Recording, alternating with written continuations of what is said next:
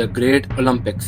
पूरी दुनिया से इस साल 3 बिलियन लोगों ने ओलंपिक्स देखा, जिसमें दुनिया के 207 ममालिक ने हिस्सा लिया।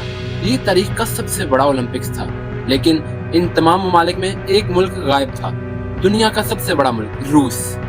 क्योंकि ओलंपिक्स से पहले ही रूस को बता दिया गया था कि इसके यूक्रेन पर जुल्म की वजह से ओलंपिक्स में हिस्सा लेने की इजाजत नहीं दी जाएगी। लेकिन इसी वक्त इसराइल ने 1 गोल्ड मेडल और 7 सिल्वर मेडल्स के साथ अपनी तारीख की सबसे बड़ी कामयाबी हासिल की। ये इसराइल का पहला गोल्ड था। तो क्या सिर्फ रूस जालिम है और इसराइल जालिम नहीं है? दरअसल ओलंपिक्स सिर्फ एक खेल नहीं, बल्कि ओलंपिक्स हमेशा से दुनिया की सियासत से जुड़ा हुआ है। और इस ओलंपिक्स की कहानी शुरू होती है आज से 2800 साल पहले, जब यूनान का सबसे बड़ा मजहब ज़्यूस के साथ था। आज से 2800 साल पहले दुनिया में कुछ ही बड़े मज़ाहब थे। मिस्र में फ़िरौन का मजहब, हिंदुस्तान में हिंदू मत और फ़लस्तीन में यहूदियत थी। लेकिन यूरोप में यूनान का मजहब सबसे ताकतवर मजहब था और इस मजहब का सबसे बड़ा खुदा ज़्यूस था। तो उस जमाने के यूनानी बादशाह ने अपनी दारुल हुकूमत ओलंपिया में ज़्यूस की इबादत के लिए एक बहुत बड़ा मंदिर बनाया और इसी मंदिर के साथ एक स्टेडियम बनाया, जिसे उस वक्त की यूनानी जुबान में स्टेडियम कहा जाता था और जो बाद में लातीनी और अंग्रेजी जुबान में स्टेडियम बन गया। स्टेडियम का ये लफ्ज दुनिया में आया ही ओलंपिक्स की वजह से और आज तक इस मंदिर और इस स्टेडियम के खंडरात यूनान के ओलंपिया शहर में मौजूद हैं। स्टेडियम बनाने के बाद दुनिया में पहले ओलंपिक्स खेल शुरू हुए, लेकिन बादशाह ने ओलंपिक्स सिर्फ खेलों के लिए नहीं बनाया, बल्कि ज़्यूस की इबादत के लिए शुरू किया था। इसलिए सबसे पहले लोगों ने जाकर इस मंदिर में ज़्यूस की इबादत की, जिसके बाद उनमें से 11 लड़कियों ने ज़्यूस के मंदिर के सामने एक बहुत बड़ी आग जलाई।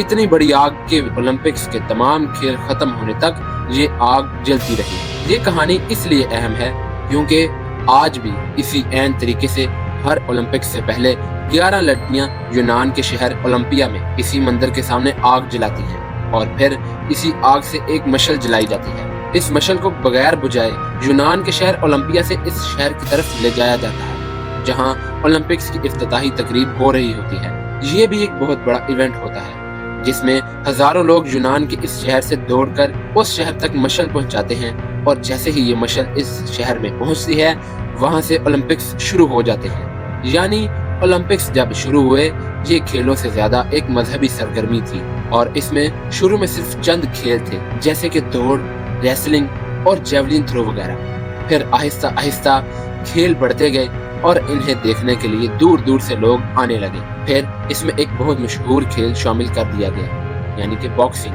बिल्कुल आज की तरह बॉक्सिंग, जिसमें फाइटर्स उस जमाने में भी दस्ताने पहनकर लड़ते थे, जिसे यूनान में बनाई गई कदीम पेंटिंग्स में अच्छी तरह देखा जा सकता है। यूनान में एक ऐसा वक्त भी आया था कि ओलंपिक्स इतना मशहूर हो चुका था कि हर बच्चा बड़ा होकर ओलंपियन ही बनना चाहता था। इसका यूनान को एक बहुत बड़ा फायदा ये हुआ कि इन ओलंपिक्स के सख्त मुकाबलों की वजह से यूनान के जंगजू दुनिया के सबसे ताकतवर तरीन जंगजू बन गए, जिनमें सबसे खतरनाक तरीन जंगजू स्पार्टन्स थे। यानी ओलंपिक्स खेलों की वजह से यूनान में जिस्मानी फिटनेस का तस्वर बहुत बढ़ गया है। और अगर आज भी देखा जाए तो उस वक्त यूनान में जितने भी मुजस्मे बनाए गए थे, उनमें हमेशा ही बहुत फिट जिस्मों को दिखाया गया है। ओलंपिक्स के 500 साल बाद ही यूनान के जंगजू सबसे ताकतवर थे, लेकिन वो हर वक्त आपस में लड़ते रहते थे, जिसकी वजह से बाहर की दुनिया को उनकी ताकत का कोई खास अंदाजा नहीं था। लेकिन फिर ओलंपिक्स के 500 साल बाद किंग फिलिप ने पूरे यूनान को मुत्तहिद कर दिया और इनकी आपस में सारी जंगों को खत्म कर दिया।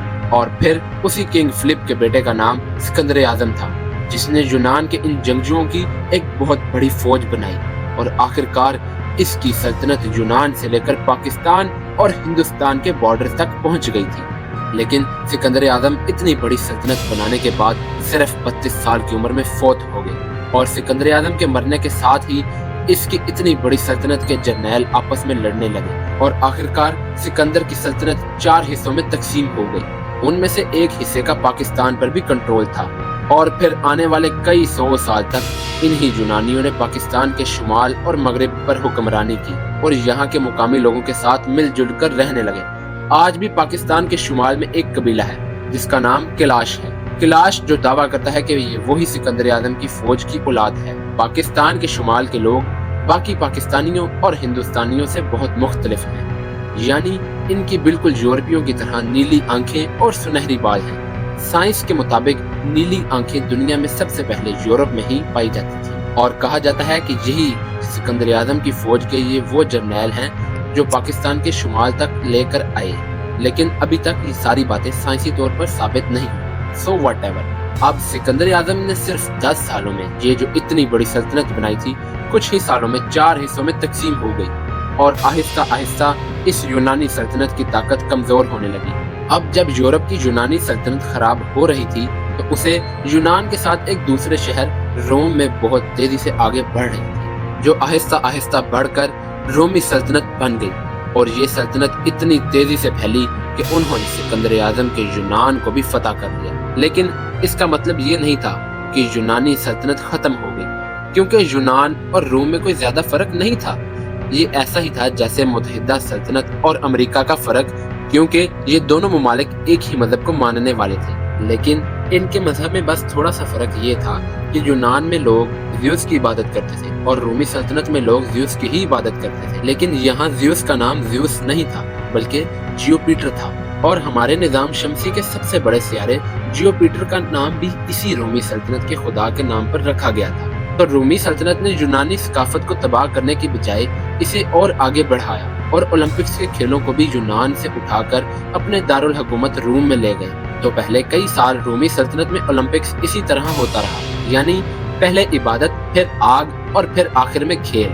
और कहा जाता है कि इनमें से एक ओलंपिक खेल को तो 40,000 लोग देखने आए थे। उस जमाने में 40,000 लोग, जब दुनिया की आबादी ही कुछ करोड़ थी। रोमी सल्तनत इसके बाद हर तरफ फैलती गई और दुनिया की सबसे ताकतवर तरीन सल्तनत बन गई। लेकिन आहिस्ता आहिस्ता रोमी ओलंपिक्स के सादा अंदाज से होने लगे, तो उन्होंने ओलंपिक्स खेलों से मुतासिर होकर नई बहुत खतरनाक खेलें बनाना शुरू कर दी, जैसा कि ग्लैडिएटर्स, जिसके लिए रोमी सल्तनत के दारुल हुकूमत में बड़े बड़े स्टेडियम्स बनाए गए, जहां हजारों लोगों के सामने ग्लैडिएटर्स आपस में लड़ते थे और जीतता वही था जो जिंदा रहता था।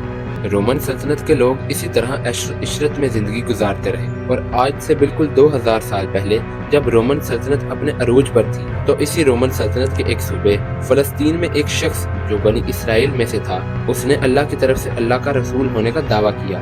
ये हजरत ईसा अलैहिस्सलाम थे, जिनका सबसे पहले उनके अपने लोगों यानी यहूदियों ने ही इनकार कर दिया और फिर साजिश करके हजरत ईसा अलैहिस्सलाम को रोमन सल्तनत के हाथों मारने की कोशिश की, लेकिन अल्लाह ने इन्हें बचा लिया। हजरत ईसा अलैहिस्सलाम के बाद दुनिया इसी तरह चलती रही और लोग इस वाक़े को बिल्कुल भूल गए। लेकिन हजरत ईसा अलैहिस्सलाम के पैरोकार जो बहुत कम थे, रोमन सल्तनत में ईसाईयत फैलाने की कोशिश करते रहे। और ये वो ईसाईयत नहीं जो आजकल है, ये ईसाईयत की बहुत ही पुरानी और खालिस शक्ल थी। हजरत ईसा अलैहिस्सलाम के जाने के बाद रोमन सल्तनत में ग्लैडिएटर्स का खेल इतना मशहूर हुआ कि इनके एक बादशाह ने दुनिया का सबसे बड़ा स्टेडियम बनाया, जिसे कोलोसियम कहा जाता है। कोलोसियम में उस जमाने में आज से 2000 साल पहले 60,000 लोग ये खेल देखने आया करते थे। अब यहाँ से तारीख की सबसे बड़ी तब्दीली आना शुरू हुई और ईसाईयत, जो आज दुनिया का सबसे बड़ा मजहब है, जिसे 2.3 बिलियन लोग मानते हैं, पहली दफा मजबूत होने लगी, क्योंकि वो रोमन सल्तनत जिसने खुद हजरत ईसा अलैहिस्सलाम को मारने की कोशिश की थी, अब खुद ईसाई बनने वाली थी। रोमन सल्तनत के ईसाईयत की तरफ जाने में एक कहानी बहुत ही दिलचस्प है, लेकिन ये वो कहानी है जिसे ईसाई मानते हैं। हो सकता है कि ये सच हो सकता है कि ना हो। कहा जाता है कि हजरत ईसा अलैहिस्सलाम से 100 साल बाद ईसाईयत आहिस्ता आहिस्ता रोमन सल्तनत में फैलने लगी और रोमन सल्तनत इन्हें रोकने के लिए इनके उलमाओं पर बड़ा सख्त जुल्म किया करती थी। इनमें से एक बहुत बड़े ईसाई पादरी एग्निज्यूस को तो बादशाह ने खुद रोम बुलाकर कोलोसियम में भेजा और फिर हजारों लोगों के सामने ईसाइयों के इस आलिम एग्निज्यूस को एक भूखे शेर के सामने डाल दिया। ये देखने के लिए पूरा हजूम जोश में नारे लगाने लगा, लेकिन एग्निज्यूस उस शेर के आगे से भागने की बजाय बिल्कुल उसके सामने खड़ा हो गया। शेर उनके पास चल कर आया और इन्हें खाने के बजाय उनके सामने बैठ गया। ये देखकर रोमन बादशाह हैरान और हजारों लोगों का हजूम, जो अब तक बहुत चीखें मार रहा था, बिल्कुल खामोश हो गया, क्योंकि उससे पहले किसी ने भी ऐसा मंजर नहीं देखा था।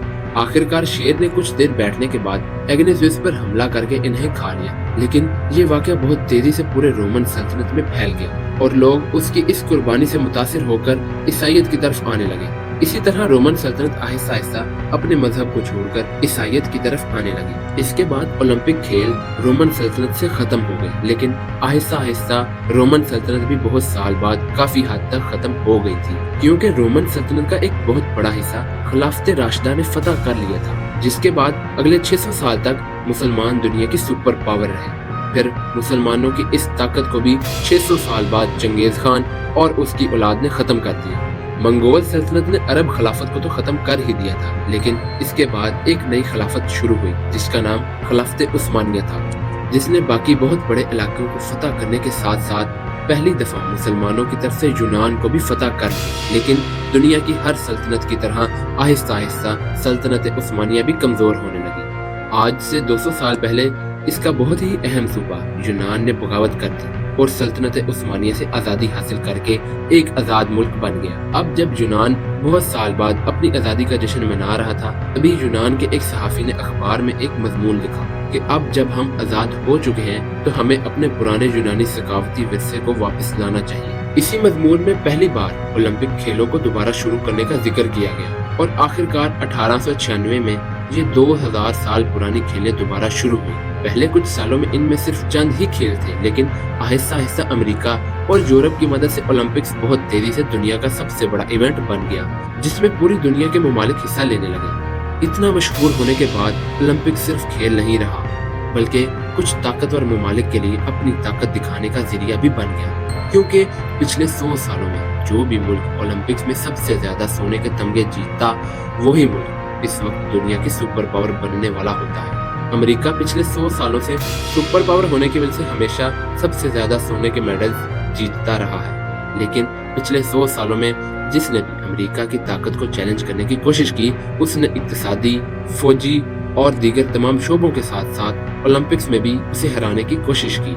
मिसाल के तौर पर दूसरी जंग अजीम से पहले जर्मनी में जब हिटलर की नाजी हुकूमत थी, उस साल सबसे ज्यादा सोने के मेडल्स जर्मनी नहीं जीते थे, क्योंकि तब जर्मनी यूरोप की सबसे बड़ी सुपर पावर बन चुकी थी। दूसरी जंग अजीम के बाद जर्मनी की ताकत खत्म हो गई, लेकिन इस जंग के बाद एक नई सुपर पावर दुनिया के सामने आई, जिसका नाम सोवियत यूनियन था, जिसने दोबारा आकर अमेरिका की ताकत को चैलेंज करना शुरू कर दिया। अब जब सोवियत यूनियन भी सुपर पावर बनने की तरफ जा रही थी, तो उसने अगले 9 में से 6 ओलंपिक्स में सबसे ज्यादा सोने के मेडल्स हासिल किए। लेकिन आज से तकरीबन 30 साल पहले अफगानिस्तान पर हमले और कुछ इक्तिसादी मसाइल की वजह से सोवियत यूनियन भी खत्म हो गई, जिसके बाद अमेरिका दुनिया की वाहिद सुपर पावर बन गई और फिर ओलंपिक्स में सबसे ज्यादा मेडल अमेरिका ही जीतने लगा। लेकिन अचानक चीन दुनिया में बहुत तेजी से आगे आने लगा और एक बार फिर कुछ ही सालों में चीन ने अमेरिका की ताकत को भी दोबारा चैलेंज करना शुरू किया। तब से लेकर आज तक पूरी दुनिया इस उलझन में है कि चीन और अमेरिका में से कौन सुपर पावर बन के सामने आएगा। इन दोनों की ये लड़ाई ओलंपिक्स में भी जारी है, जिसमें इस साल 2024 के ओलंपिक्स में दोनों ममालिक ने बिल्कुल बराबर 40 सोने के मेडल हासिल किए और दुनिया में भी एक ऐसी सूरत हाल है जहां चीन और अमेरिका की ताकत तकरीबन बराबर होने के करीब है। इसका मतलब है कि पिछले 100 सालों से ओलंपिक सिर्फ एक खेल नहीं रहा, बल्कि पूरी दुनिया में अपनी ताकत और असर और रसूख दिखाने का एक जरिया बन गया है। अगर आपको हमारी ये वीडियो इन्फॉर्मेटिव लगी हो तो हमारे चैनल पाकिस्तान पल्स को जरूर सब्सक्राइब करें और अपने दोस्तों के साथ ये वीडियो जरूर शेयर करें।